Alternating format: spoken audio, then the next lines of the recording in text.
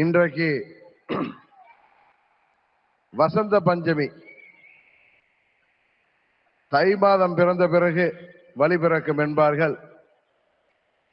அதிலும் இந்த வசந்த பஞ்சமி என்பது உலகத்தையே இயக்குகின்ற சக்தியின் ஆற்றல் பெருக தொடங்குகின்ற நாள் என்பது நமது மக்களின் நம்பிக்கை. இந்த வசந்த பஞ்சமி அன்றைக்கு தமிழ்நாட்டிற்கு வருகை புரிந்திருக்கின்ற, தமிழ்நாட்டில் ஆட்சி மாற்றத்தை உருவாக்கி மீண்டும் மக்களாட்சியை உருவாக்குவதற்காக வருகை புரிந்திருக்கின்ற இந்தியாவின் பிரதமர், நமது தேசிய ஜனநாயக கூட்டணியின் தேசிய தலைவருமாகிய மாண்புமிகு பிரதமர் அவர்களே, நமது தேசிய ஜனநாயக கூட்டணியின் தமிழ்நாடு தலைவர், அனைத்திந்திய அண்ணா திராவிட முன்னேற்ற கழகத்தின் பொதுச் செயலாளர்,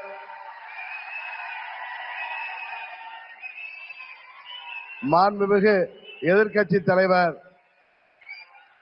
பெரும் மதிப்பிற்குரிய திரு எடப்பாடி கே பழனிசாமி அவர்களே,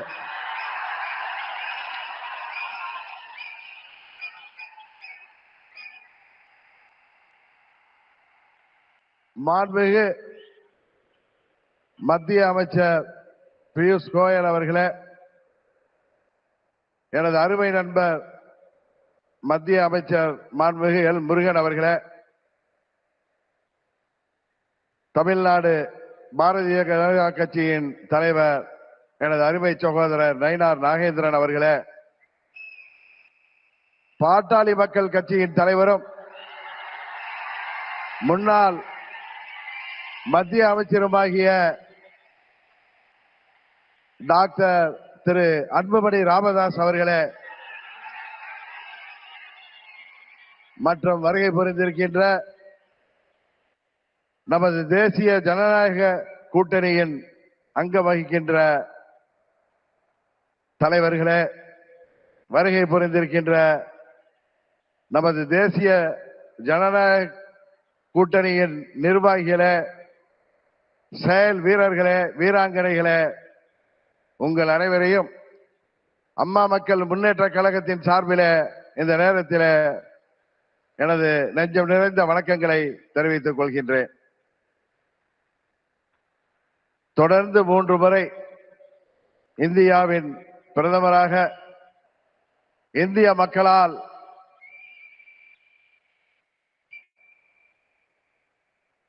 ஏற்றுக்கொண்டு இந்தியாவை உலக அரங்கிலே ஒரு சிறந்த இடத்திற்கு உயர்த்தி கொண்டிருக்கின்ற பாரத பிரதமர் அவர்கள் தமிழ்நாட்டிலே நடைபெற்றுக் கொண்டிருக்கின்ற இந்த மக்கள் விரோத குடும்ப ஆட்சியை முடிவுக்கு கொண்டு வர வேண்டும் என்கிற ஒரே நோக்கத்தோடு அம்மா மக்கள் முன்னேற்ற கழகம் இந்த கூட்டணியிலே வர வேண்டும் என்று அவர்கள் விரும்பினார்கள்.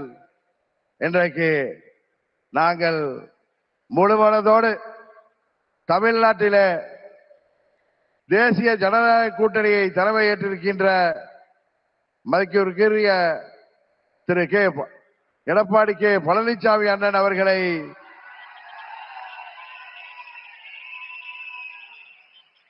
முழுமனதோடு ஏற்றுக்கொண்டு வந்திருக்கிறோம். நாங்கள் எல்லாம் அம்மாவின் தொண்டர்கள் என்பதை எதிரிகள் மறந்துவிட்டார்கள். புரட்சி தலைவர் வழிவந்தவர்கள், இதய தெய்வம் அம்மாவின் தொண்டர்கள் நாங்கள். எங்களுக்குள் சண்டை சச்சரவுகள் இருந்தது உண்மைதான். ஆனால் தமிழ்நாட்டின் நலனை கருதியும் அம்மா மக்கள் முன்னேற்ற கழகத்தின் நலனை கருதியும் மாண்புமிகு பிரதமர் அவர்களின் அழைப்பை ஏற்று நாங்கள் எங்கள் மனதிலே இருந்த எல்லா கோபதாபங்களையும் விட்டுவிட்டு 21 நம்மால் முடியாமல் போன அம்மாவின் ஆட்சியை உறுதியாக தமிழகத்திலே ஏற்றிட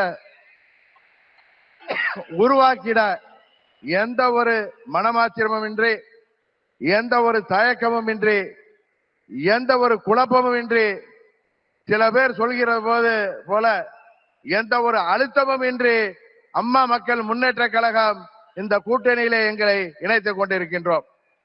இந்த கூட்டணியின் வெற்றிக்காக அம்மா மக்கள் முன்னேற்ற கழகத்தின் ஒவ்வொரு தொண்டரும் தமிழ்நாடு முழுவதும் அயராது பாடுபடுவான் என்கிற உறுதியை மாண்புமிகு பிரதமர் அவர்களுக்கும் எதிர்க்கட்சி தலைவர் மாண்புமிகு எடப்பாடி பழனிசாமி அவர்களுக்கும் இந்த நேரத்திலே நான் சொல்லிக் கொள்கிறேன். ஒரு விஷயத்திலே எதிர்ப்பதென்றால் அதிலும் உறுதி, ஆதரிக்க வேண்டும் என்றால் அதிலும் உறுதியாக இருக்கக்கூடிய தன்மையை அம்மா அவர்கள் எங்களுக்கு கொடுத்திருக்கிறார்கள். ஒரே குடும்பத்தைச் சேர்ந்தவர்கள், பங்காளிகளாக இருந்தவர்கள் நாங்கள் எங்களுக்குள் இருந்த சண்டையால் பிரிந்து இருந்தோம் என்பது உண்மை.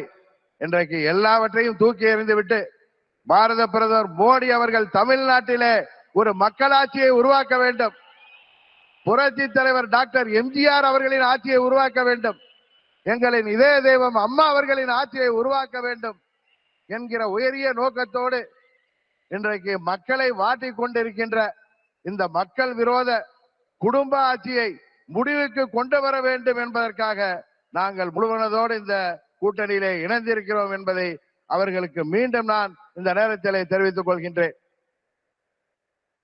இன்றைக்கு தமிழ்நாடே ஒரு கொலை நாடாக, கொள்ளை நாடாக மாறி கிடக்கிறது. பத்திரிகைகளையும் ஊடகங்களையும் பார்த்தால் எங்கு பார்த்தாலும் கொலை, கொள்ளை, பெண்களுக்கு பாதுகாப்பு இல்லை, போதை மருந்து புழக்கம், போதை மருந்துக்கு ஒரு ஹப்பாகவே தமிழ்நாடு மாறி இருக்கிறது என்பது வேதனைக்குரியது. இன்றைக்கு அனைத்து தரப்பு மக்களும், அவர்கள் விவசாயிகளாக இருக்கட்டும், அரசு ஊழியர்களாக இருக்கட்டும், ஆசிரியர்களாக இருக்கட்டும், மருத்துவர்களாக இருக்கட்டும், செவிலியர்களாக இருக்கட்டும், ஏன் மாற்றுத்திறனாளிகள் கூட இன்றைக்கு போராடுகின்ற நிலையில இந்த மக்கள் விரோத ஆட்சி ஏற்படுத்தி இருக்கிறது.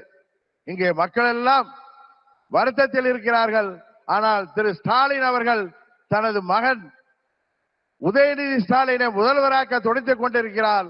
அதை, அந்த குடும்ப ஆட்சியை உறுதியாக நாம் முறியடிப்போம். தமிழ்நாட்டிலே மீண்டும் மக்களாட்சியை, புரட்சி தலைவர் ஆட்சியை, அம்மா அவர்களின் ஆட்சியை உறுதியாக உருவாக்குவோம் என்று கூறி வாய்ப்புக்கு நன்றி சொல்லி விடைபெறுகிறேன். நன்றி, வணக்கம்.